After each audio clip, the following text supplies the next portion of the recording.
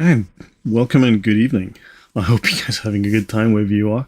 It's something like minus 12 degrees here in Warsaw. I think that's like, what, 8 degrees Fahrenheit. Yeah, it's cold. So, I see in the chat we have Just Janice, 2. We've got James, that's 3, and Quinn Blessed, 4, and then Conociendo el Islam. Welcome to you. Good to see you. It says, Hola a todos, muy bien dia. So thank you. Yeah, guys. So today we are here to talk about the 8 principles of totalism, part 2. And this is a discussion that's going to talk about woke cult ideology and, of course, Gnostic Manichaeism, because this is one of the sources where this comes from. At the end of the day, Gnosticism has infected everything. And yeah, meaning it's a deviation from rationality. It's a deviation from reason. It's a deviation from logos. It is anti-logos. And welcome, Michael Lawler and Dr. Jonathan Gemmel. Good to see you. Ia Enki, Cara and Jeannie Alon. Welcome. Good to see you. Yeah. So let me take that away. Right. We ended here the last time on some vocabulary, and we ended on terms like echo chamber, fake news, tolerance, and acceptance. In other words, submit to us, you bigot, you. And if you don't submit and give us what we want, we're going to call you a something phobe. Right. Right, let's continue from that point forward. Right, we discussed previously the Green Party of Scotland, who had an interesting, who had someone who's in their party who's apparently some sort of witch who was doing an incantation in some, I don't know, speaking in tongues or whatever it was, invoking Tranos, the god of trans. Fine. Well, it looks like Tranos has already made strong impact in Germany because this is the German Green Party too. So there's something in the water in the Green Party headquarters. Look at all of these beautiful women. Just amazing. Yeah. And yeah, these are amazing women. Oh my God. Yeah, just saying that word. So yeah, I know you guys are wondering, like, well, what are they doing Saturday night? Maybe I can give them a call. I don't have the numbers. But yeah, so yeah, I'm compelled to join, says James. Yeah, these are the they don't CMB, welcome. Yeah, woman, my foot. Exactly. Come on, and we all know this is an absolute joke. But this is the Green Party, right? Yeah, this is what we're dealing with. Now these ideas ultimately, so one of the next talks I will do, welcome XYZ, good to see you, will be to discuss nominalism, the philosophy of nominalism. This is really at root of where the problem lies. We have to describe that.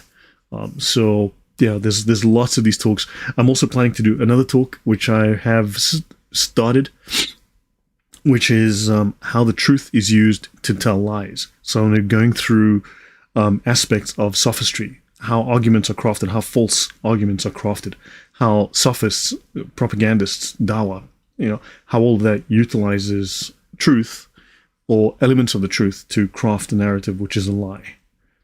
So yeah, let's get past these very ugly, satanic-looking men, very deluded men.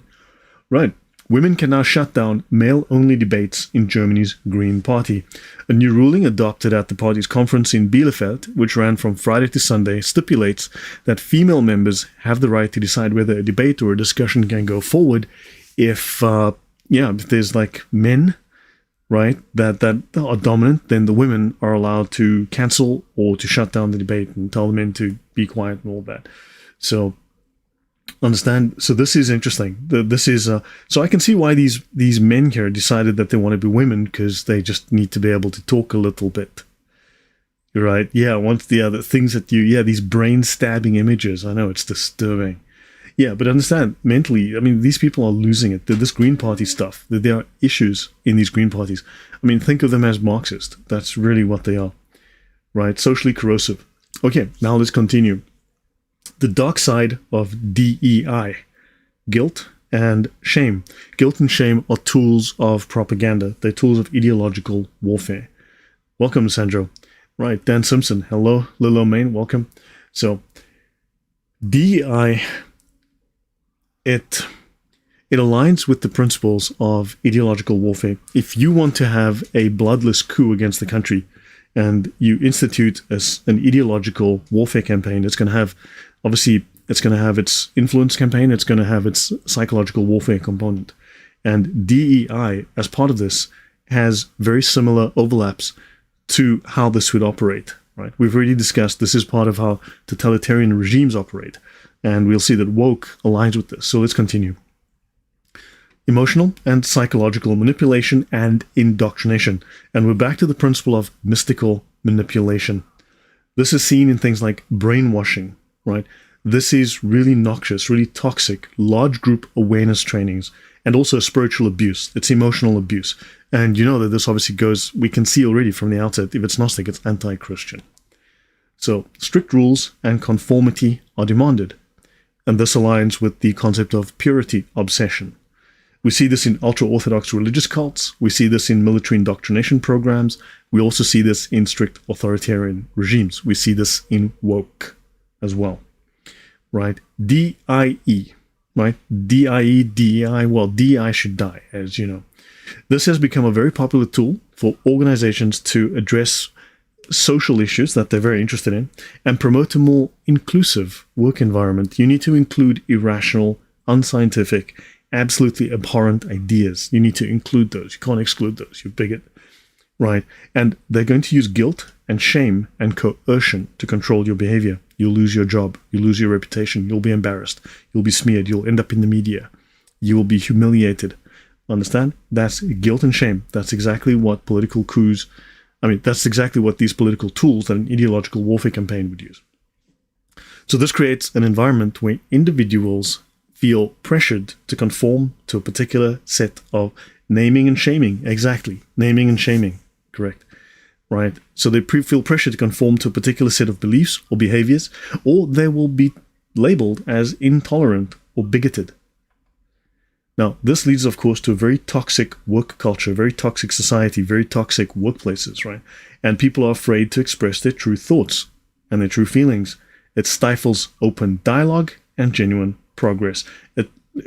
Society goes backwards, and we're seeing this today. I think we know that this is the standard rule today. Another parallel is the use of emotional manipulation techniques. So DEI training programs are the emotional manipulation, right? They employ tactics like fear-mongering.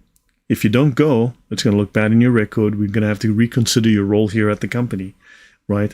They will use gaslighting. They will even use public shaming to drive home their points. Like gaslighting, like that's a woman. No, it's not. We could see those photos. Those are not women. That you are going to lose your job, you bigot. Understand? You will be gaslit. Right? Public shaming to drive home the points, and this leaves participants feeling very emotionally drained. I'm getting an excellent signal. My signal, oh gosh, YouTube has just, no. Yeah, YouTube has just said there's a problem. I have no idea why. There's not much I can do on my end. It's a form of bullying that appears like positivity. James, that's a very good way of saying it. It is bullying. That's phrased and cloaked like positivity. It's a wolf in sheep's clothing. Yeah. Land of dreams. We are buying everyone's dream and buying their dreams, but their dreams are killing us. Yeah. Yes. So this leaves participants feeling emotionally drained, confused, and even traumatized. Right. And in fact, one of the points of it is to leave you feeling traumatized. It's trauma-based manipulation, right? In creating trauma allows them to more easily manipulate you, right? Allows for more easy suggestibility and control. So undermining right? Now, think of this. If these are supposed to make you willing participants in this brand new utopia, right? Then fear-mongering, gaslighting, public shaming, threats, right? Feeling drained emotionally, being confused. Does this undermine the goals that these programs are meant to achieve, or are these things the actual goals of the program? You have to ask yourself, are they undermining themselves, or are they actually just following the program, in which case you're being gaslit? Right, these tools were also used in the CV program. Is there a connection? The CV program, please enlighten me, refresh my memory. Right? Yes, you feel isolated. Yeah. In fact, I have a paper on that. I need to discuss that. I need to do this paper as well. I've been talking about it for about a year. I need to actually do this paper that I wrote on this topic on ideological warfare. We have to do that in relation to the Muslim Brotherhood. Right. So I would say my thinking is that this is the whole point of the program. It's to wave it in your face, to force you to do this, and to rub your nose in it, and also to demoralize you. Remember, to demoralize is not to like make you feel depressed. Strip out your morals and replace your morals with something else, because your morals are the thing that protect you from these things. Oh, that, yes, correct. The right. Now, the mysterious virus from China, that thing, yes, very similar, yeah. Finally, you've got mystical manipulation, right? Individuals are made to feel like they're part of something larger than themselves, a utopia. They're bringing good into the world, right? So their participation is essential for the greater good. I've discussed the greater good as part of utilitarianism, as also as part of the atheist idea for how they're going to achieve their utopia as well. And we've discussed that in the past in this discussions on socialism and atheism, with their very tight connection. So again, Locust and Honey says, Gnosticism, all the manipulation is the same, which comes from an inflated view of self. And yeah, defend the false image at all costs. Yes. So according to, not sure who cornered, communist KGB, yes, Yuri Bezmenov, exactly. Most activities in the West is dedicated to social subversion and corruption. Correct. And that's exactly what that is. I would have to agree with Yuri Bezmenov. I mean, everything he said has happened, is happening. If you study DI Doctrine under LED lighting powered by wind turbine, it all starts to make sense there. Yeah. This is a Marxist, socialist, communist tool, correct. So this creates a cult environment. You are coerced into the cult, right? Critical thinking is discouraged. Logic is discouraged. Blind obedience is encouraged. You have to believe that your gender is fixed because you're really a man born in a woman's body. You're really a woman born in a man's body, right? Your gender is fixed. There's nothing you can do about it. Yet gender is fluid. You know, I can be a different gender today if I choose. I can be, bang, hold on. I'm a woman now. Look at me. I'm a woman now because I'm gender fluid. I've just become a woman. What do you mean you can't tell my pronouns just by looking at me? Are you assuming my gender? Do you understand? This is incoherent. The whole point is that it's incoherent. It doesn't undermine the principles that they're trying to endorse. It actually is designed to be incoherent. You have to simply comply and not think about it. If you were logical, if you used critical thinking, you'd realize it's trash. Right. The whole point is that you are so confused, you just comply, and this means you are looking always. You're so confused and so lost that you're always looking to the authority for guidance, and then they can tell you, well, it's like this and like that, and you become utterly blind to the truth. You inoculate yourself against the truth. Right. This is a spiritual form of abuse. Yeah. So DEI. So DEI means it's short for discrimination, exclusion, and indoctrination. Just remember that. It's short for discrimination, exclusion, and indoctrination. So this is a form of ideological manipulation and indoctrination. It uses the very same techniques employed by cults and totalitarian regimes to coerce conformity. Again, mystical manipulation. So you got this idealistic vision of an entirely fair and inclusive society where you've got equality of outcome, not equality of opportunity. Right? You've got equity, which is equality of outcome. There's actually a story you guys need to look up. I have mentioned this before, but you really need to look it up. It's called The Bed of Procrustes. It's an old tale. Procrustes' bed, the bed of Procrustes. It's a very old Greek tale. There are variations of it from different eras. The French have it. Rosanne Rossi, welcome. Tom Gyoka, welcome. So but let's use the original version, the Greek version of Procrustes. So he made the perfect bed. And of course he would invite people to sleep on the bed, but the problem is some people were too tall. Some were too short, right? Some were too heavy, and that they would break through the bed, or they would curve the bed right downwards, and some their feet would hang over the edge of the bed, and some would be not long enough to enjoy the pillow, and they wouldn't have the full use of the bed. Thank you, Jessica. Right? So what happened is Procrustes had to fix this, because how could these people, how dare they not fit perfectly on his bed? So the short ones, he would tie them to a rack and he would stretch them until they fitted. He would tear their limbs until they stretched long enough to fit his bed. Those who were too tall, he would have to chop off their legs or chop off their arms or do something to get them to fit the bed. So, if you had to chop your legs off at the knees to make you fit the bed, well, now it was the perfect fit. You see, that is what we're talking about here. This is how their utopia works, right? That's the bed of Procrustes. It's a warning. And that's the utopia, how that works. So they want this complete, fair society based on equity, equality of outcome, no matter what they have to do, right? So, yeah, get the jab. Yeah, now another one of those things. So, now, this idea is based on an ideology. It's based on a very specific ideology, specific beliefs about race, about gender, about sexuality and identity. Ultimately, it's based on a philosophical viewpoint called nominalism and rationalism. We'll discuss those more in future. So this vision is not grounded in reality. It's a reflection of ideological convictions. This is also what they call milieu control. Participants are bombarded with these beliefs during intensive workshops and seminars. They are isolated from outside influences. You will see this in universities. Universities have become locations for milieu control. They put you in a classroom and they start indoctrinating, right? You are isolated. These become echo chambers and you are free from outside influence and your parents don't recognize you later, right? So the environment is very tightly controlled by the trainers. They use loaded language and cliches, concepts like white privilege, toxic masculinity, right? Heteronormativity are used as manipulative jargon to shame and silence dissent. Hopefully all of this makes sense. Hopefully you recognize this immediately in the culture that we live in today. You see this in your own life or with things you've heard, things you see on the news. Yeah, exactly. I said guilt and shame earlier and fear. Yes. Okay. But hopefully I'm giving structure to it. I'm giving you clarity in terms of these are the tools, these are the methods. And these are tools used by these totalitarian regimes, and we're seeing them used by the woke. The woke is a totalitarian idea. Right? They are trying to implement a totalitarian regime, and this is why you must resist it. Confession and re-education. Yes, Black Lives Matter. Yeah, I used to put on Facebook. I got banned a handful of times on Facebook called because I used to write I used to say Black Lives Matter. So that's what I used to call it, Black Lives Matter. Some people took offense to that for some reason.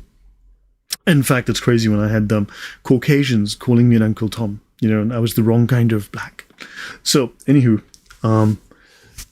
Mick M, all lives matter. You know that's a hate crime, right? That's right. So now participants have to confess their sins of racism, right? Of sexism, of bigotry, even if they committed no offenses. They must then be re-educated. Now, this reminds us of the Stalinist gulags just brought to a university or a corporate boardroom near you, right? And you have to then conform to the approved way of thinking. Even if you don't believe it internally, you have to conform outwardly if you want to keep your job. Sign on the dotted line, bigot. So the aim is to dismantle individual identity because they are collectivists, and they want to remake your identity in the image of the ideologues behind the training, right? Understand, these people are indoctrinators, and they want to remake your mind in their image. So they also give you a false choice between either accepting the belief system or being labeled as morally defective, because they will label you as morally defective. The correct response to that is go F yourself, right? Now, this, of course, robs people of independent thought and autonomy of belief. They take away your individualism, right? You no longer, you become a herd animal. Understand, you need to guard against this, and this is what is happening today, right? DI training is a harmful, toxic practice. We need to reject it. We need to condemn it. Right, moving on. So they attack individual freedom of thought. The interest in the welfare of the group, we've discussed that earlier in the first episode, supersedes individual autonomy. So it's always doctrine over people, even if those ideas are completely irrational. You've seen Black Lives Matter or Black Lives Matter. You saw they would burn down black businesses. Black people were killed. Did they care? No. Doctrine over people. You know that more, like something like 85-95% of black people are killed by black people. One white guy, right, and that's a very, statistically, right, white on black violence is extremely low, It's a minuscule fraction of black on black crime, right? They will over exaggerate that. And when a black kills a black, it's like crickets, silence. Why? Doctrine over people. They don't care about people. They care about the agenda. Facts don't matter to them, right? So you had doctrine over people, which required re-education under these oppressive regimes, right? The group has to re-educate you so that you never disagree with the group ideology. Conociendo says, here's my big problem. I was a high school teacher in my country. I'm Colombian, and it seems to me parents are not doing their job and then send their children to school. Yeah, and the teachers will miseducate them. Yeah, right. They will use violence. They will use threats. Black people who do not conform are no longer black. They are politically white, right? You're not politically black. A white person can then insult that black person because that white person is politically black. I've had black Americans who've never seen Africa from anything other than maybe a TV set say to me, I am more African than you, Lloyd, because I'm blacker than you. I'm like, the correct, proper term for that is go yourself, right? So, yeah.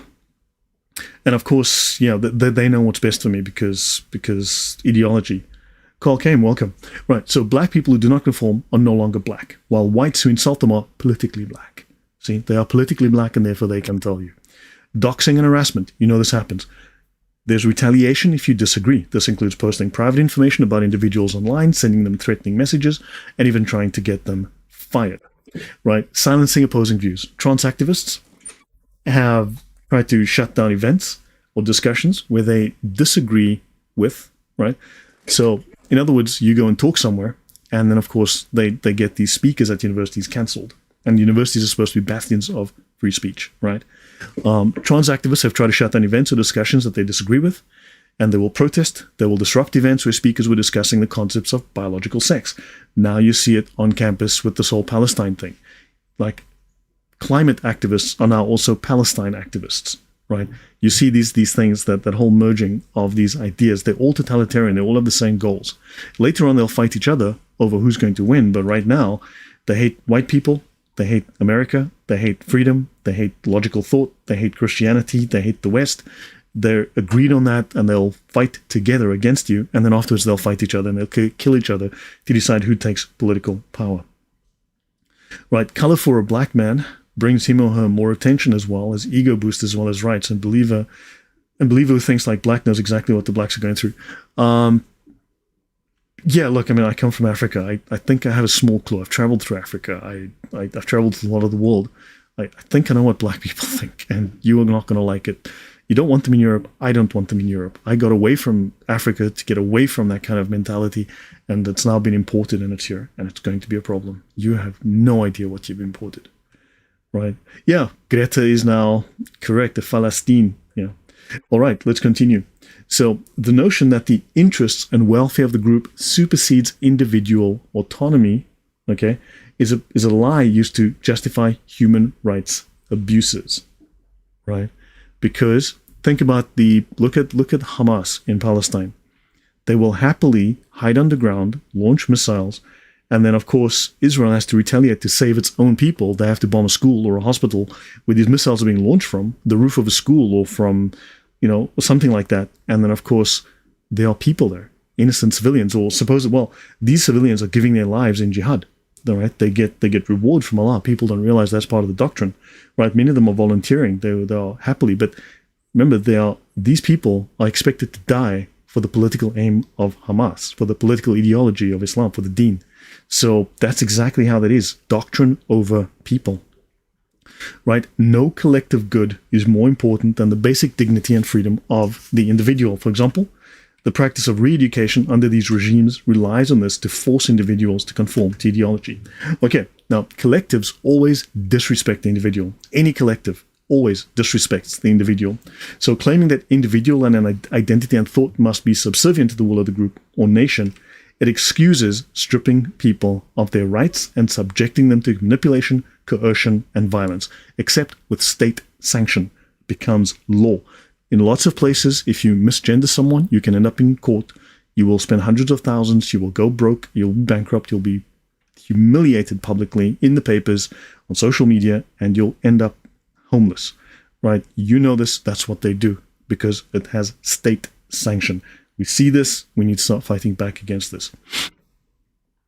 What reason some seem to be more prone to enter such cults? Well, I mean, look very simply, strong values at home, right? Very strong values at home. You need that, strong values. Christianity is a bulwark against this.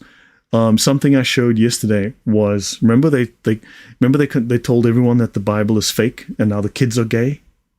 It's as simple as that, right? Because Christianity and the morals that came from the Bible was a bulwark, a defense against this. And therefore they have to destroy those morals, right? Remember, demoralize, destroy those morals, introduce new morals, right?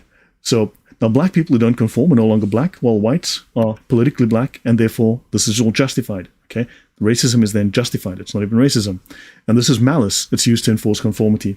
So what they're suggesting is that racial identity is not intrinsic to the individual. If you're a black conservative, you're not properly black. You're white. You have internalized racism. You've been internally colonized. Your mind has been colonized by whiteness.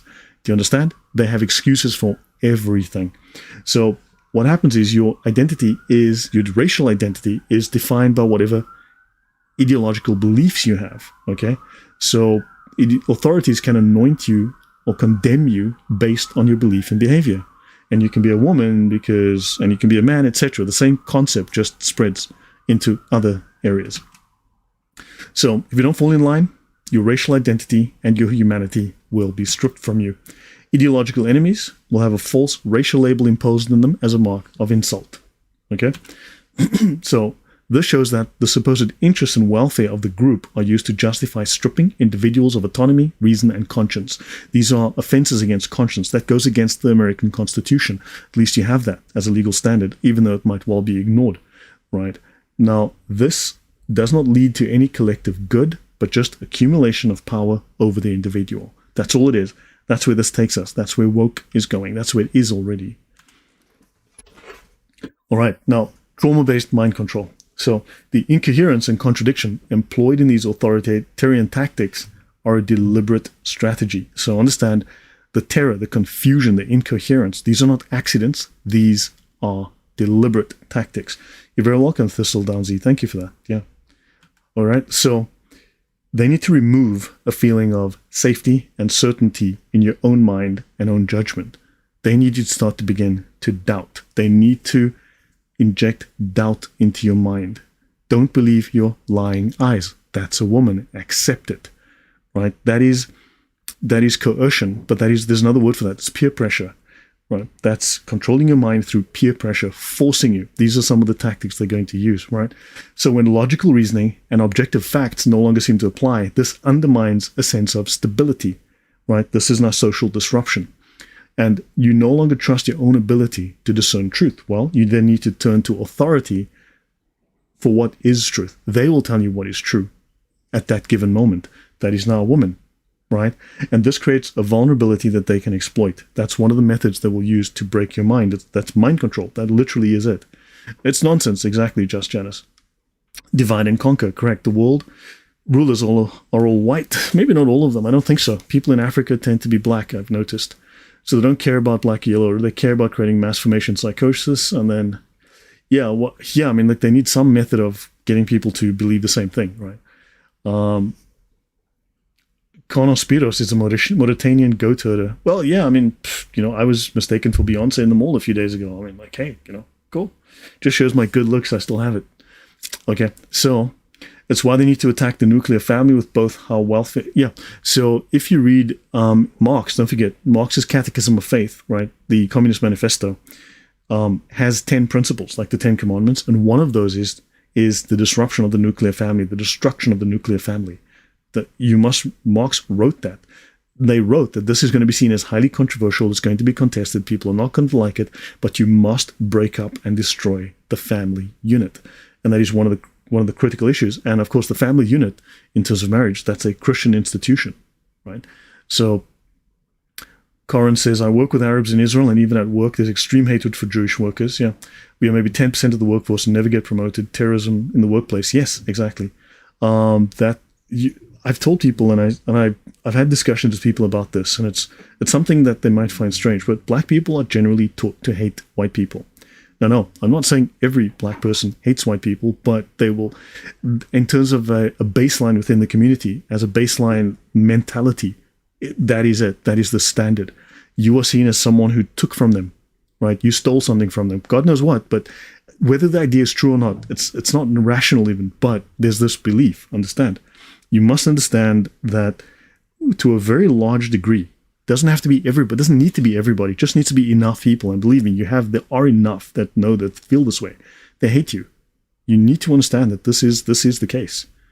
Okay? And you're dealing with the mentality that isn't logical, isn't rational. So you need to factor this into your thinking.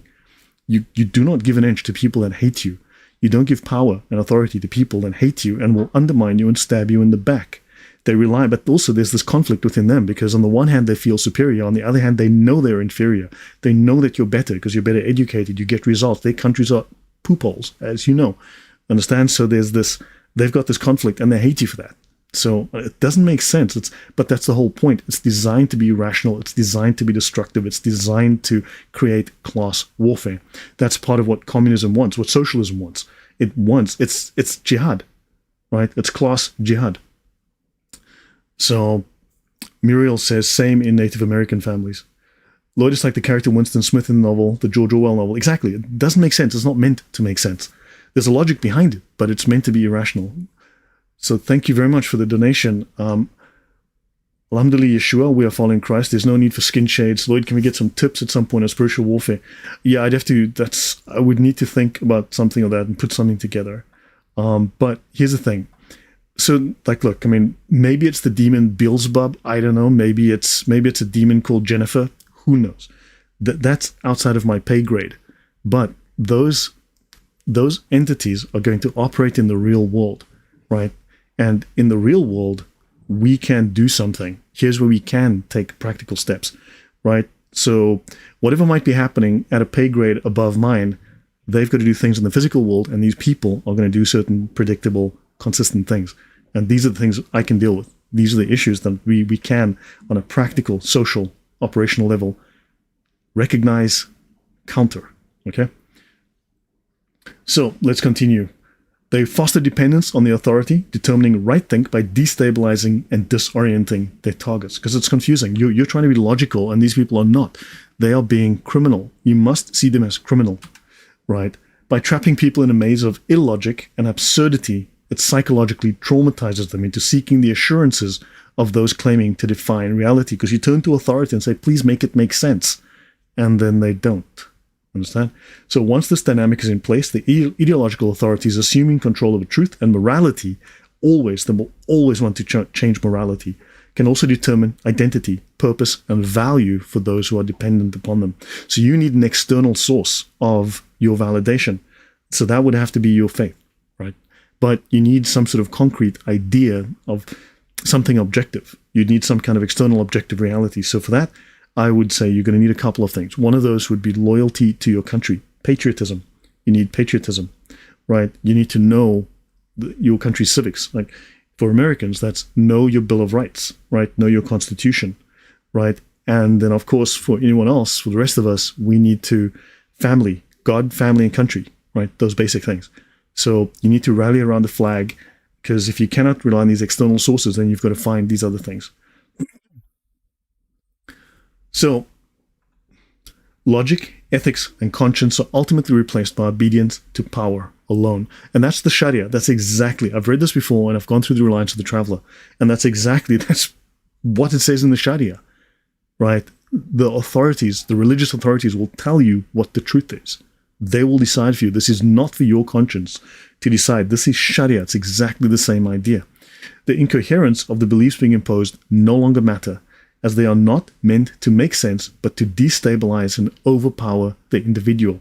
You become so confused that you give up. You collapse in on yourself. Let me see. Mag says, hi, I've seen this hate in Wisconsinites about Illinoisians. Yeah, inferiority, jealous, perceived superiority, not malicious until necessary to judge an action. Yeah, this is what happens. Yeah. So understand, this is the mentality that's loose in the world, right? And hopefully you're starting to recognize now, given what I'm showing, you're starting to recognize and see that this is what's behind these ideas. And then, of course, this is how these ideas are expressed, right? This is how they make themselves manifest in the world. We can only do this. I think that from a practical point of view, as an engineer or someone, I can deal with things as they are manifested in the world on a practical level, right? So the solution, you have to remain grounded in foundational principles of reason, objective moral standards, and human liberty. Do not accept as fact anything that contradicts objective truth or ethics. Be vigilant. Understand? Know what is true. Know the truth, and the truth will set you free. Right. Hopefully this is making sense as we go. All right. Now, trauma control techniques. Psychological trauma, confusion, and distress are means of manipulation and control. Some techniques include traumatic bonding. You induce loyalty and dependence on your captors through intense abuse, right? And then relief from that abuse. This creates a damaging emotional bond. They have to bond to receive relief and endure the abuse to earn relief. So this, you see this in very, very bad relationships, right? Toxic relationships, where a guy beats the wife, right? She's beaten and he's sorry, and then she really wants to love him. She wants him to love her, but so she has to bond with him, right? Once there is a bond, it's hard to break the bond.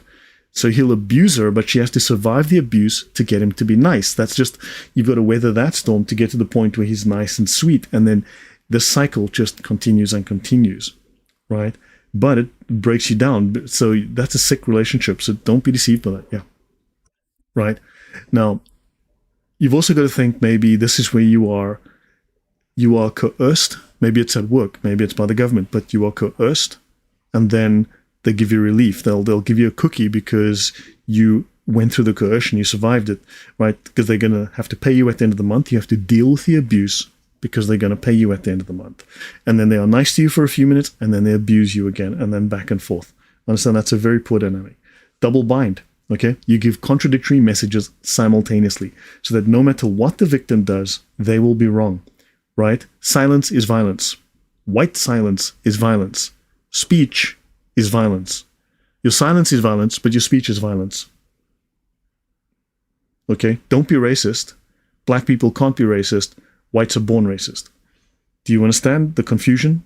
There is no way out. It's a trap no matter what you do. Again, it's not meant to make sense. It's meant to destabilize you, to demoralize you, to destroy you, right? So this sets up a feedback loop of confusion and helplessness. So guys, on this point, am I making sense? Do these ideas, can you relate these to things in the real world? Does this all make sense to you? Is this something that you can relate to and see as, well, especially can you relate it to woke and to what's happening in society today? Yeah, the Johnson administration destroyed the black family, not to mention all the poor white families. Yeah, they flog you and then they say, good boy for taking the punishment. Only flog you half as hard for a while. Yeah. John Cody, thanks, Lola Main. Yes, but good points, right? So there's a method to the madness. There is a reason behind the madness. Gaslighting. So they will systematically, metaphysical joke says you always make sense. Thank you. Great to hear. Just Janice, definitely. Thank you. Right, so gaslighting. You systematically call into question the victim's memory, right? Your lying eyes, don't believe your lying eyes. Well, what, right? You question their perception. You question their sanity, right?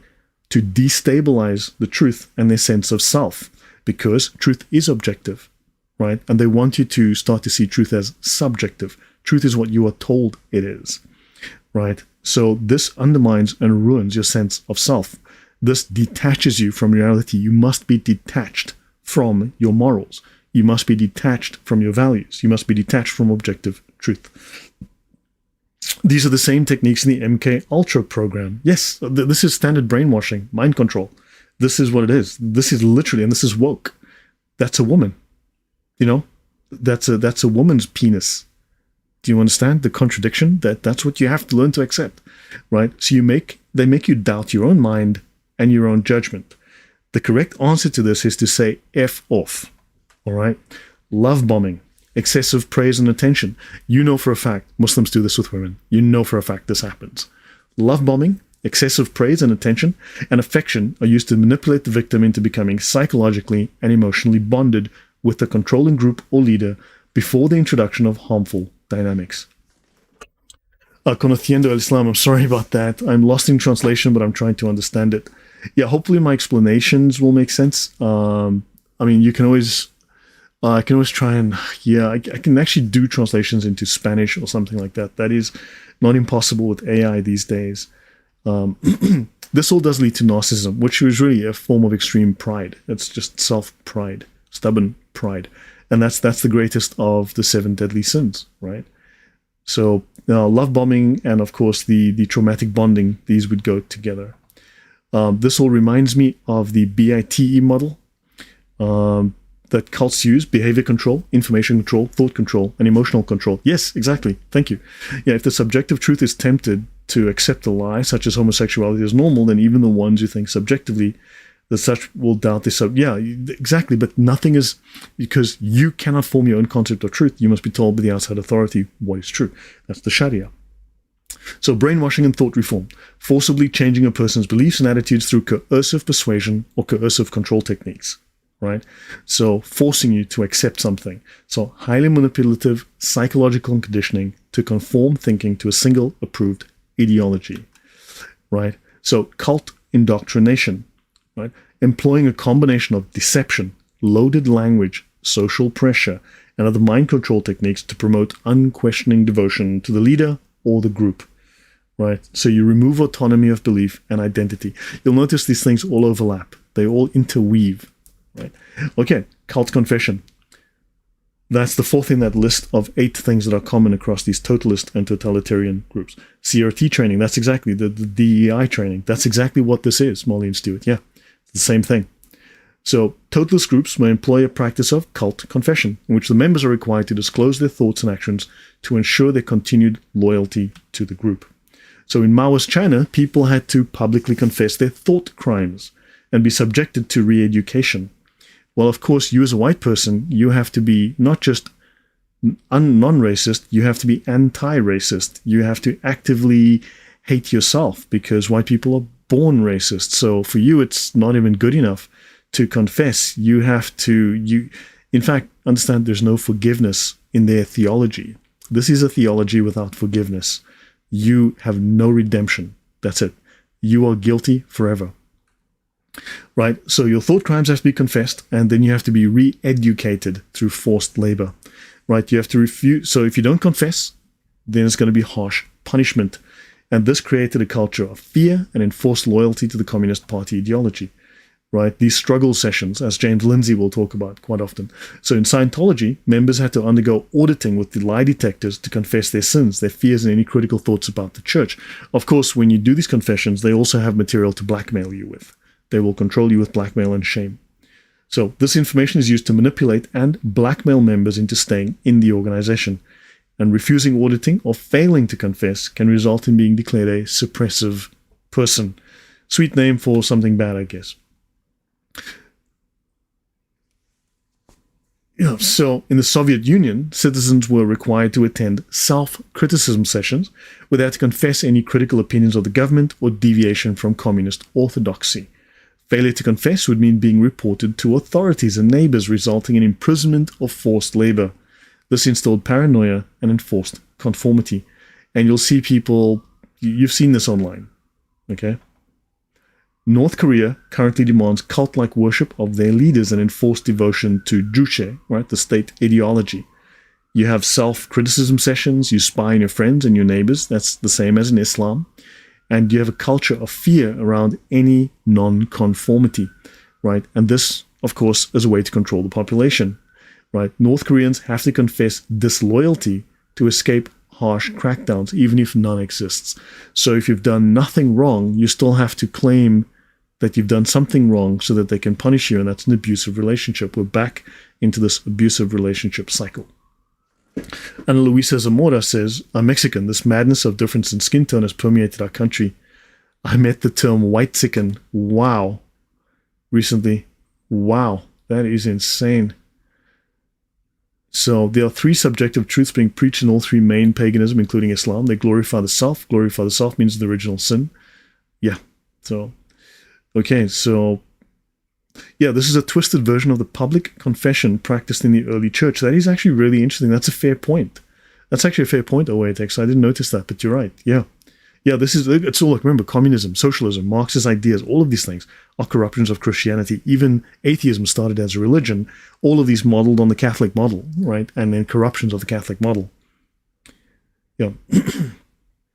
So, forced confession, whether through physical coercion, manipulation, or a culture of fear, is all used for mind control. You suppress individuality, you control thought, and you demand absolute obedience. So you make people betray their conscience and their judgment. This creates guilt and shame. This destroys their sense of self, right? This really breaks people down. And it brings them under the power of those defining their ideology, right? It's a very, very effective means of mental and emotional enslavement. And I think we all see this today. I don't think it's an exaggeration to say we see this today. Right? So, worship of sacred science. Now, we've seen this. How dare you eat that steak? How dare you drive that car? Right? How dare you think of going on that flight if you're not a billionaire with their own jet? Totalist groups, they employ a concept called sacred science, in which their ideology is presented as the only correct and valid way of understanding the world. I am the science. My name is Fauci. Right? You have to take the jab. You have to this. The climate cult. Exactly. It's all sacred science, the unquestionable ideology. They present it as if the group's work is essential for their own survival. They all are presenting, everyone's going to die unless you do X. Everyone's going to die unless you take this. Everyone's going to die unless you separate your garbage. Understand? Again, we're back to the threat of the against self, the threat of survival. We discussed that as point 8. So again, these points all overlap. They have points where they merge. So yeah.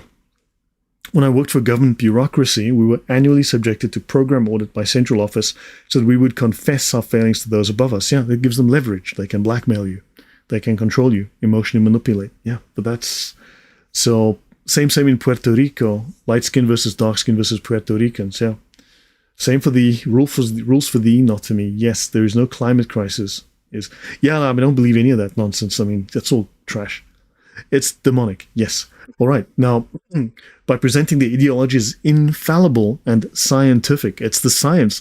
But hold on, but you said something different yesterday. No, the science changes. And I imagine the morals change. That's what Muslims say. Well, it was okay when Mo was stupping Aisha at 9, and now it's not okay. Yeah, the morals changed. Do you understand? That is subjectivity. That is moral relativism. That is relativism. That is not a foundation you can build on. We will say whatever is convenient at the moment to push our ideology forward. We have no solid bedrock. That's exactly what they're dealing with here. So, but they want you to have unquestioning obedience. They're always right, but sometimes the science changes, right? And obviously progressives, they preach cancel culture, identity politics, and political correctness. And this is political correctness gone wild. Don't give them an inch. So they want conformity of thought, conformity of speech, and any dissenters are bigots, and they will silence opposition, right? These teachings are supposed to be irrefutable moral truths, not open to debate. The science is settled. Remember that term? The science is settled. It's not open for debate. This is what the woke do. This is exactly it. Environmental groups, of course, they preach imminent catastrophe and a need for draconian government control of people's lives to save the planet, the greatest cause, right? The whole spiritual cause, the greater good. Do you understand how, again, this is evident, very evident in what we're seeing around us today, these totalitarian control methods. So this apocalyptic, this end times, again, it's corruption of the biblical idea of the end times. This apocalyptic message is meant to instill fear and a sense that only the group's radical agenda can ensure survival.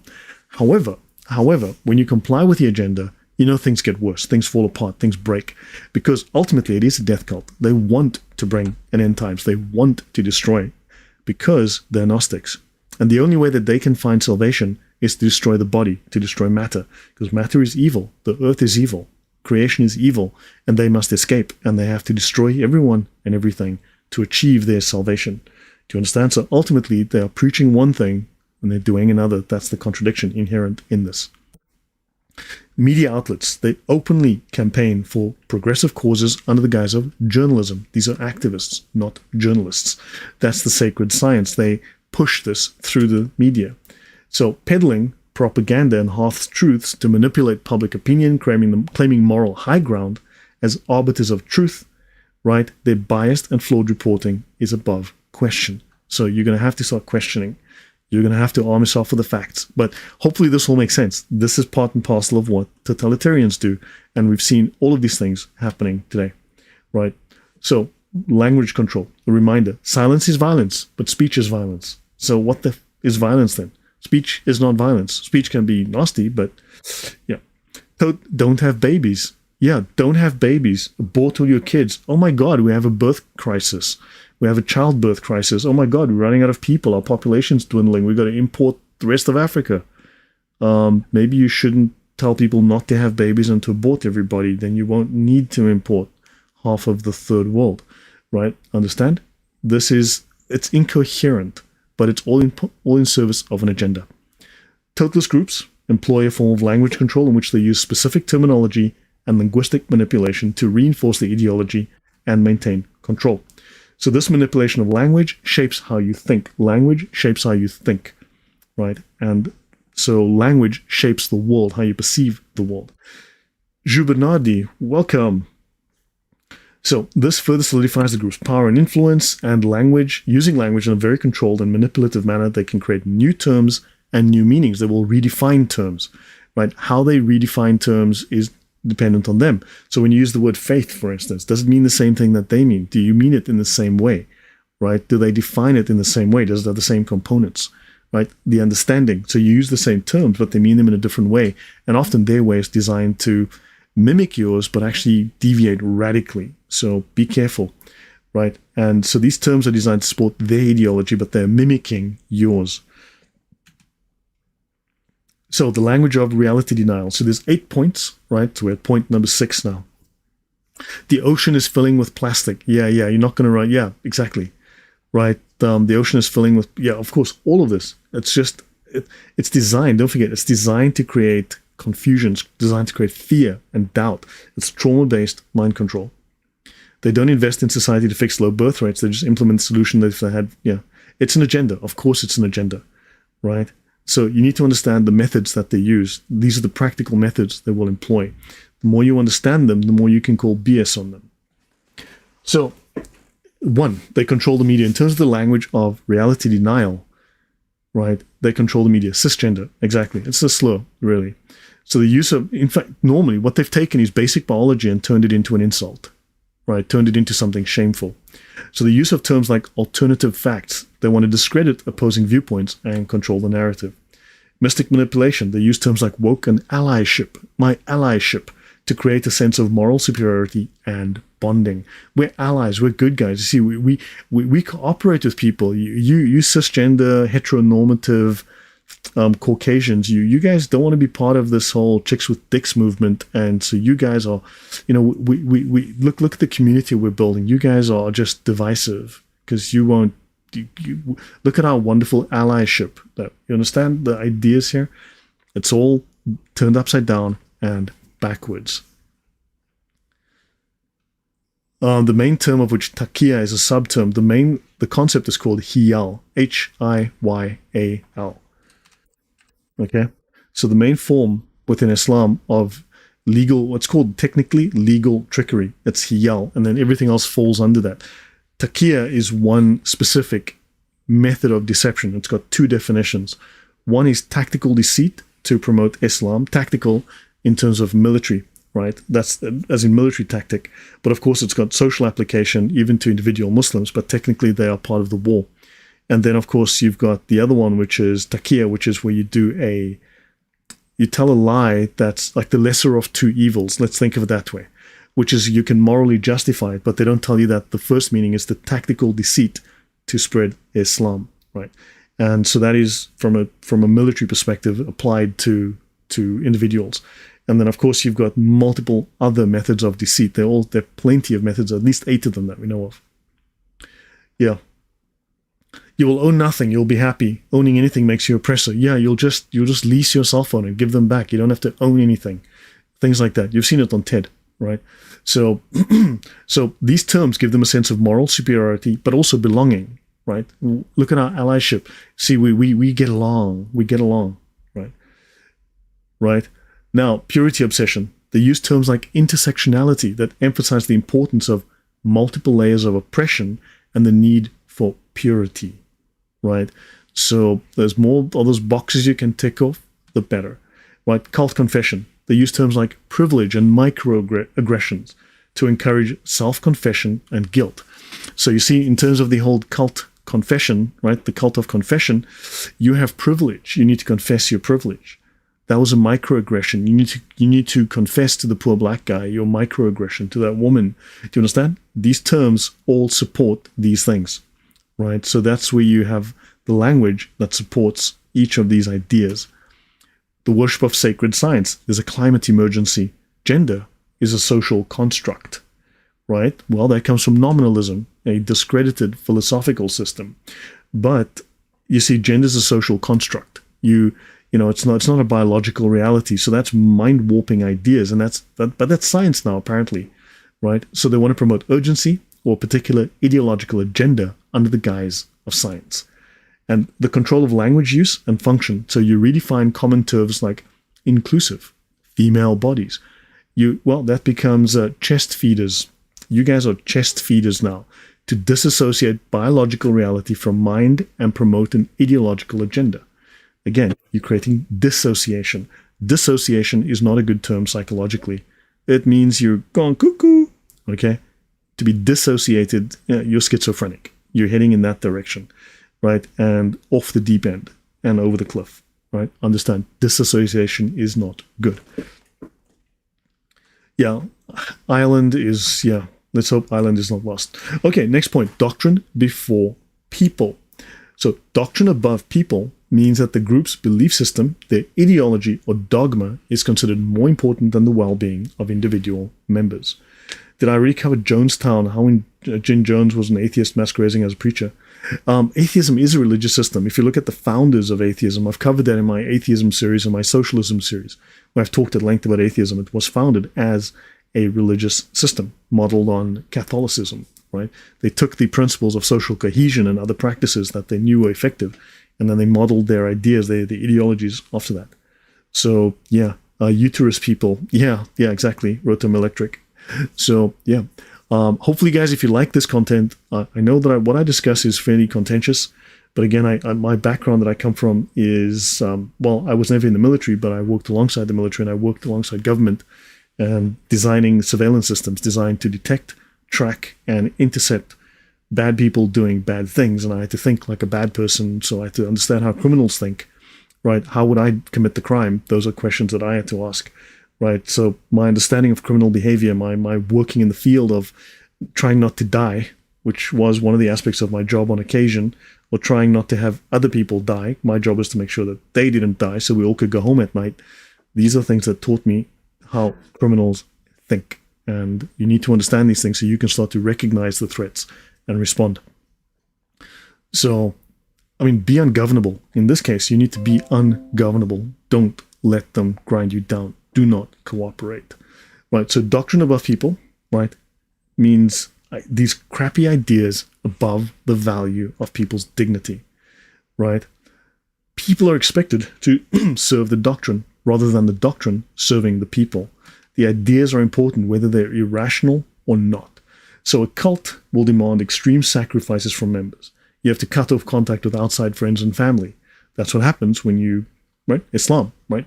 You cut off friends and family because, right? That's it. Because otherwise they might convince you that you're wrong, right? You donate all your money and your possessions to the group, and you even form suicide pacts. So cult doctrine is more precious than any individual life. Authoritarian regimes put utopian ideals of the system above basic needs and human rights of citizens. Think about it. Look how poor, the poverty that gripped Eastern Europe, where I live now, right? These were the poorest countries in Europe, well behind Western Europe, because they didn't care about the citizens. They don't care about that. The poverty is just what's going to happen. They don't care about you. So the march toward a socialist paradise justifies any amount of human suffering. But understand, at the end of the day, they have to kill you all because they're Gnostics. How else do they find redemption? By returning their souls and merging with the monad unless everyone dies. So, death cult. right? So no amount of human suffering, oppression, or death is a problem. It's all okay. It's all justified. No, look at Hamas. No matter how many civilians die, well, as long as they're killing Jews, it's all good. So the abstract doctrine is sacred. People are expendable. Adrian Ionescu, thank you very much. The suicide pact reminded me of Masada. Yeah, I don't think, I mean, same idea, but I don't think that was part of the ideology. Rather, because if they were caught, right? Remember, they were fighting against the Romans. You know what's crazy? The Romans were not exactly friends of Christianity, right? Romans were not exactly friends. And they had certain, and I don't see people criticizing them for that. You don't see it. Like, for instance, like there's the idea of Pantera in the Talmud, right? And the Jews wrote that story into the Talmud, which they got from the Romans, and then people go, those Jews are horrible, disgusting. Look, they copied a Roman story, wrote it into the Talmud. That's what the Romans are saying. And everyone goes, oh, those darn Jews. And then what about the Romans? Oh, the Romans are awesome, lovely, we love them. What if the Romans are blaspheming against Christ? We're okay with that. We're hypocrites. We just hate Jews. Do you understand? That's the standard Christian position on that. They don't care. Romans can insult Christ whole day, every day, right? Doesn't matter. But if the Jews tell the same story the Romans said, it's like, oh my God, those Jews, they need to be killed. Do you understand? That's the blasphemy and that's the hypocrisy we deal with on a regular basis. Now, these Jews, in that sense, back to topic, the Jews did not want to go back into slavery, right? They would rather kill themselves than be enslaved, be raped, be tortured. So rather than face that, right, they decided to die rather than have their freedom taken away. It's as simple as that, right? They held out for 2 years. I mean, that's quite amazing. All right. Now, so we see this in ideologies like radical environmentalism, right? Greta, how dare you? Or progressivism that elevates certain beliefs to the status of moral absolutes. Oceans are going to rise, people are going to die, you got to stop eating that burger, or the oceans are going to kill us all, right? And they demand strict conformity to those beliefs, right? Because they're trying to save the planet. It's a good cause, right? Stop eating burgers, stop eating meat, don't drive cars, be poor because we're saving the planet, you bigot, right? Pigs can fly. Yeah, sorry about a few minutes behind. No worries. Catherine M says, I got it. The story always confused me. Yeah, there's a lot of, look, the Talmud is bizarre. Okay, bluntly, the Talmud's bizarre, but people lie about it whole day, every day. I can almost assure you 99% of what you're hearing about the Talmud is a bunch of lies. It's not to say the Talmud is not weird, okay? But, yeah. So the higher virtue of the doctrine itself justifies any policy, regardless of the impact of individual liberty. Remember, doctrine is always above people. The ends will always justify the means. Again, anti-Christian. What are your Christian values? Will you stand and fight for them? Will you activate and motivate politically for them, right? I mean, will you organize politically? Will you argue for your views? Will you push your views? Remember, they very successfully, just a few years ago, were saying, don't push your values on me. Don't force your morals on me. You know what they did? They forced their morals on you, and they started killing babies in the millions. Simple. Force your values on them. You have better values than these asswipes.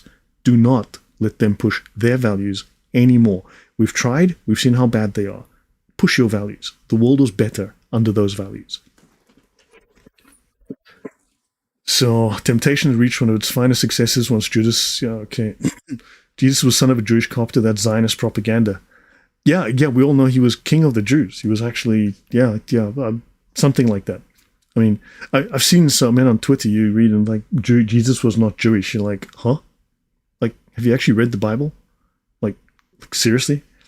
So, okay. Now, number 8 is dispensation of existence. There's a story in the Talmud. If I remember this correctly, I need to go back. It's been a long time since I've actually done the talks on the Talmud. There's a story of Jesus who goes to Egypt, right? Jesus is trained as a rabbi. And he goes to Egypt, and there he learns black magic.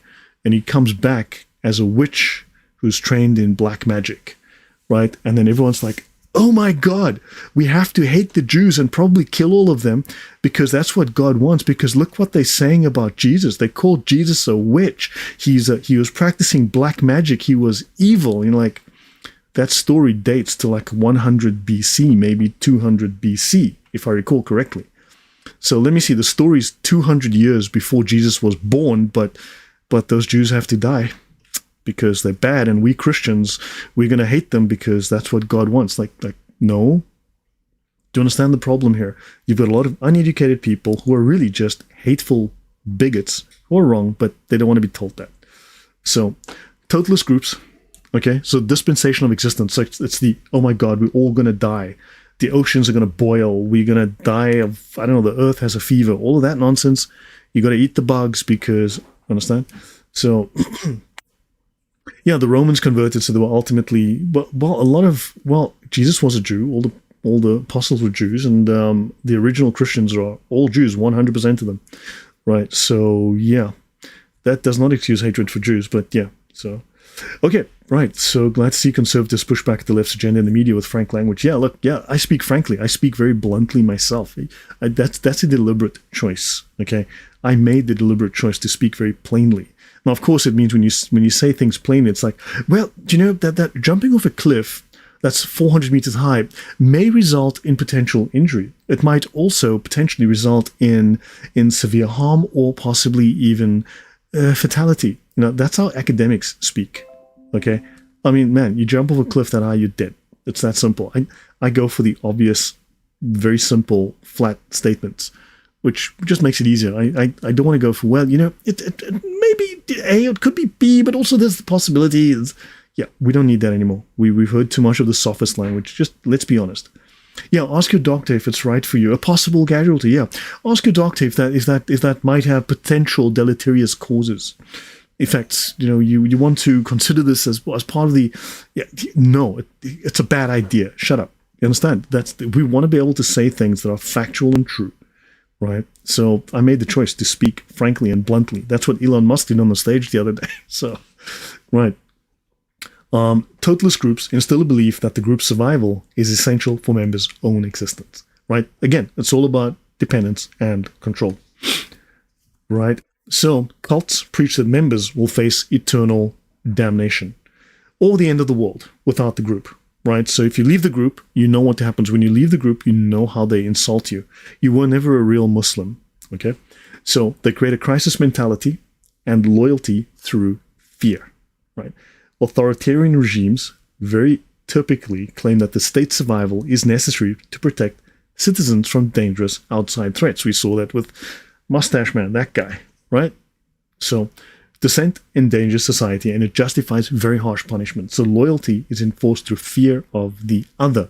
And you see this with there's this one Christian fool, right-wing twat on YouTube. What's his name? He's banned as well, but there's this young dude, and I've listened to this guy talk, and I'm like, he has no idea what he's talking about. But anyway, okay, so yeah, but he hates Jews, and it's like, the Jews this, we have to, yeah, like sure, kill all the Jews and the problems in the world will all go away. Yeah.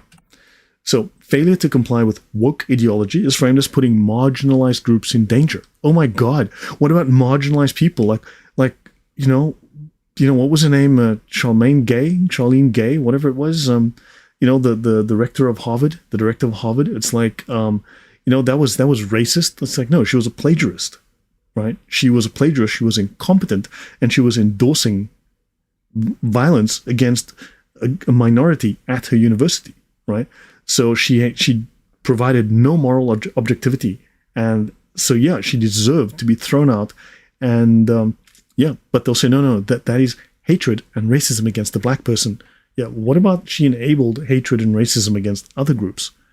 But that doesn't matter, understand? So there are harsh consequences like Claudine Gay, exactly, that fool, right? She deserved all the humiliation she gets, right?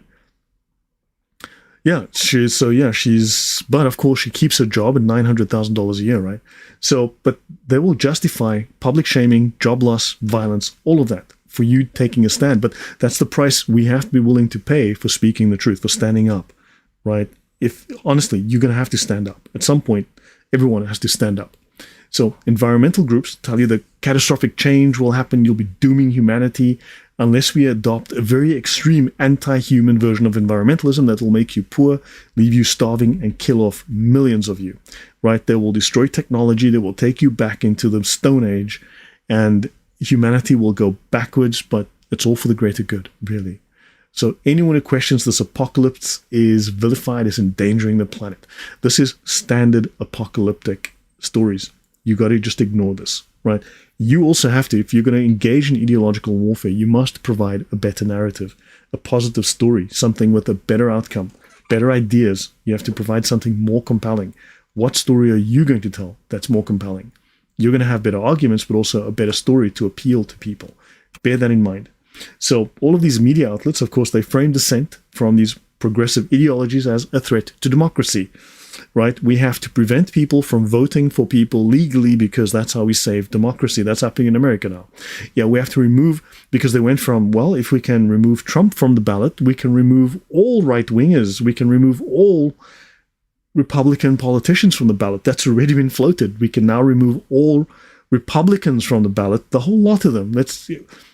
They take an inch, they take a mile. It's as simple as that. You give them an inch, they will take the mile. You let them ban Trump from the ballot, they're going to ban everybody in the Republican Party from the ballot because the legal precedent has been set. Understand? And that's what they're going to do. And that's a threat to democracy. So we have to destroy democracy to save democracy. Do you understand? These people make no sense. Nothing, right? So politicians and public figures who don't conform are described as dangerous. They've called Trump dangerous. They've called, you name it, everybody dangerous. So it's for the greater good. The feminist Gestapo has determined you have sinful thoughts, so you must be fixed. Exactly. My biggest pet peeve when they say this is an attack on our democracy. Notice, quotes, our democracy. Socialism. Their version of democracy, right? There's a very socialist version of that. That's their democracy, right? So the Novus Ordo is normal. You only cannot become a Gallic. Okay, I have no idea what's going on over there. Guys, here's the thing. If we all go back to the Latin Mass, we'll fix the Catholic Church. No, you won't. Because the problems were in the Catholic Church when you had the Latin Mass. The Latin Mass is not the issue. The problems happened while having the Latin Mass. That's not the fix. You've been indoctrinated with a false solution. Now, I'm not saying that going back to the Latin Mass isn't an improvement. It probably would be, right? The issue is that Vatican II has language that is supposed to be clearer, but it introduces ambiguity, and that ambiguity introduces uncertainty, and that uncertainty introduces doubt, and that's the problem. And that ambiguity can be exploited. Now, whether it's accidental or deliberate, that's the question. That's what we have to answer, right? Someone gave me grief about the fiduciae supplicans, right? I've read some of that document, not every single word, but I've read the relevant sections, and they're very explicit and very clear, right? But there are other sections that are ambiguous, and it's just ambiguous enough to leave potential wiggle room. Now, when you look at the previous document from 2021 and you look at what fiducia supplicans says, they're very explicit. Nope, gay marriage, bad. All of that stuff, bad. But there's enough ambiguity there that just leaves room for you don't know what. And that little bit of doubt, that little bit of uncertainty, that lack of clarity, that's the issue with a lot of the documents. I looked at a lot of the documents since the 60s, and the lack of the difference in the language, there's a certain lack of clarity in the language, right? So there's something about that. So when we go earlier, the language is much clearer. When you go later, the language is not very clear. So there's a problem. Something happened. Certainly something happened in the language, and the language is a giveaway. Because when you're looking at a crime that's being set up, right, when you're talking to someone, they're not going to advertise it, but there's something about the way they communicate that tells you there's something weird. So there's something odd there. That's all I can say, and that needs to be looked at. Catherine M. Wasn't the Latin Mass designed to exclude the common worshiper from biblical knowledge? No, actually it was not. I mean, you know what, let me do something here. Let me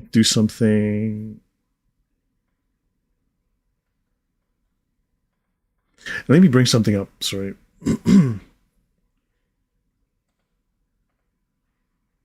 Okay. So yeah, guys, I'm gonna wind down in a couple of minutes, but thank you for your time so far. I hope this has been interesting, entertaining, and you've learned something. This is my talk on Luther. It is currently 60 pages. It's probably going to grow, but everyone's been asking me for a long time. Like a couple of years ago, I said I was going to be talking about Luther, and I finally am getting stuff together. right? So I'm getting work together on Luther, but the stories that Protestants have been telling about the Catholic Church are 99% lies, misrepresentations, a false narrative, okay?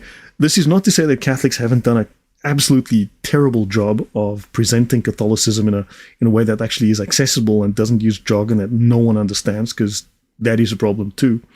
But Martin Luther is critically responsible for a lot of the misconceptions, the lies, the propaganda. Martin Luther was a fantastically good propagandist. The man had no shame. All right. So, for instance, let me show you a couple of examples. So Luther writes, right? I mean, man, this talk on Luther is going to be detailed. It's going to be long. It's going to be, I'm going to go into his own words, his own writing. Okay. The Maeve, thank you very much. Can you tell me what kind of connections I've made for you? Because lately, I've tried to simplify the language that I'm using. I've been trying to use like 7th to 10th grade vocabulary deliberately again, because I know a lot of you are not English first language. English is your second language, so I'm trying to simplify the language I'm using. And I've noticed a lot more comments saying, I finally understand, it makes sense, the philosophy, how it connects to practical activities in the world today. People are starting to say, now I understand how we got here from there, and the connections. I'm getting a lot of positive comments like that, but I'd love to know from you, Maeve, what kind of connections you've made. Okay, hold on. We need to go back to the Hebrew. We need to speak Hebrew in our services. Look, the Latin Mass is great. I've actually done a couple out of curiosity. I've been a couple of times. Gregorian. I've done some Dominican, I think, Franciscan, I'm not sure which. But they're fantastic. I mean, it's amazing, I must admit. I've gone to a place where they did the chants. There's a monastery that's 1,000 years old here near Krakow. It was great. Let me see. Luther writes, Christ committed adultery. Now, you'll find apologists will go, well, that's a weak hadith. And you know what you say to Muslims when they claim something's a weak hadith? You tell them to F off. Now, unfortunately, when Protestants say this is a weak hadith, the correct answer is F off, right? So, because if we're going to have to throw the hadiths out, we're going to have to throw all of Luther's works out, because then Protestants are saying, well, yeah, all this embarrassing stuff, we got to throw it all out. But all the good stuff he said, we're keeping. That means you're a hypocrite. Right, but he did write, right, and this is written about Luther by one of his followers. Christ committed adultery. He said it. Just accept it. That's what we have. That's what the history says. First of all, Christ shagged the woman at the well. Let me paraphrase that. Jesus was shagging the woman at the well, and St. John says, wasn't everybody saying, what has he been doing with that chick? Okay. Secondly, Martin Luther says he was shagging Mary Magdalene. And thirdly, Jesus was shagging the woman taken in adultery that he dismissed so lightly. Don't stone her, let her go. She's nice, she's sweet. I'm shagging her on the side, let her go. She's cool. I'm getting it on the side from her. This is what Mr. Martin Luther said. Now, F this guy. Seriously, the more I read Martin Luther, the more I realize what a disgusting pig he was. You have no idea how oh my God, if he was alive today, I would grab him by the throat and I would punch him in the face. Okay? Thus, even Christ, who was so righteous, must have been guilty of fornication before he died. No, Lloyd, he meant that metaphorically. No, not metaphorical, it is forical. Trust me, it's 100% forical. It is not metaphorical at all, just regular forical. Okay? This is Martin Luther. This is the pig that created the Protestant movement. Okay? We're going to go into a lot of this stuff. This man is an absolute disgusting monster. That's my view of this man. Right? So let me continue. In some of his last letters, now I'm still busy working on this, right? In some of his last letters to his wife, Martin Luther described his inability to be sexually aroused by the sight of prostitutes, and he blamed the Jews for his illness. Hey, honey, I'm here with a prostitute, and she's not getting me hard, and I think the Jews are to blame. This is where you turn around and say, F this guy, I'm going back to the Catholic Church. Do you understand? This is my anger. This is my issue. This is written by, this is in a book by Lyndall Roper, I think, Martin Luther's Body, but the paper's available. But do you understand the problem here? Hey, honey, okay, who of you writes to your wife letters saying, hey, honey, I'm with a prostitute, but I can't get it up. And I think the Jews are responsible. Anyone done that lately? Raise your hand. Let me know. Drop a 1 in the comment if you've ever done that, because hell, I haven't, but Martin Luther has. And he's a great Christian. So do you understand my anger? Do you understand how angry this makes me? Okay? Yeah, he said that. He said that. Okay? Let me continue. Now, notice, Martin Luther was the twit who said every Christian is his own pope and his own church. Okay? But there's a long story. There's a lot to be unpacked here. There's a lot where Martin Luther realizes he made a boo-boo. Okay? And he says the apostles were not believed unless miracles aroused faith in their teaching. Right? So the apostles had to prove their faith, had to prove their knowledge through miracles. They had to prove that Jesus did miracles to prove, Moses did miracles to prove, right, that God is powerful. But he says nowadays, now this is the American translation. Understand, I'm not making this up. This is Luther's own words. It's just in the American translation. They're just using vernacular. Nowadays, every Tom, Dick, and Harry demands to be believed on the ground that he possesses the spirit of the gospel. Now, we've all heard this and you've done it. Some of you are guilty of this. No. You see, the Spirit, I've prayed and I felt the words and the voice of the Holy Spirit, and I'm interpreting the Bible, and I know I'm right because Martin Luther is saying that you fools, you believe that you possess the Spirit. He's going, yeah. So Martin Luther realized he made a mistake, and then he tried to fix it, but it was way too late. He'd already said that everybody is his own pope and his own church, and he interprets the Bible his own way. So problem is already out there. The can of worms had been opened, and the worms are not getting back in the can. But he admits to that. He admits to this right here. Everyone is claiming to be. So the founder of your religion is saying that you're talking poop. Okay? The founder of Protestantism is stating that when you make the claim, you're talking absolute poop. But of course, he made the same claims. He went overboard with these claims. Let me see what the comments say. My family's always had religions. Okay. Check the percentages of denominations in the US, the greatest believing nations. Yeah, actually the word denomination, I will be talking about the word denomination as well. That's actually very interesting. The word also needs to be analyzed. Okay, let me see. Was he associating with small hats? I don't know how you mean that, because maybe you got cavities, right? Maybe you haven't brushed your teeth and the Jews caused your teeth to get rotten. Who knows? That's the kind of thing that he was saying. And he says that the peasants did not stop at appropriating and misconstruing Luther's teachings, okay? They were urged on by other reformers, right? And then basically these peasants went and did some crazy things, and they killed a lot of people, and it created war. And their idea of society was a theocracy based on God's word. So they wanted a theocracy, right, written in scripture or revealed by the Spirit to chosen prophets. Now hold on. Prophets in the 16th and 17th century. Prophets. Okay, Martin Luther believed he was a prophet. He was revered as a prophet. It was the incitement by men such as these whom Luther called prophets of murder, which led to the bloody war of 1525. Right? So now you've got Luther inciting warfare, and there's a lot to be unpacked here about this, about how this guy created chaos and murder. Martin Luther was a very bad man. Yeah, there's a lot of Islam in that. He says here, okay, this is Luther criticized the Crusades. Okay, and he said here, to fight against the Turk is the same as resisting God. Okay, equating the Turk, right, almost unequivocally with the will of God. In other words, the Turks should take over Europe. Now you'll go, well, Lloyd, you don't know. You're clearly uneducated, but you don't know that Luther actually criticized the Turks. Luther criticized the Turks, and he also criticized the Christians for fighting against the Turks. Luther would say 1 + 1 is equal to 3 on Monday, and 1 + 1 would be equal to 5 on Tuesday. 1 + 1 would be equal to 7 on Wednesday. Luther talked a bunch of bullshit all the time. Okay?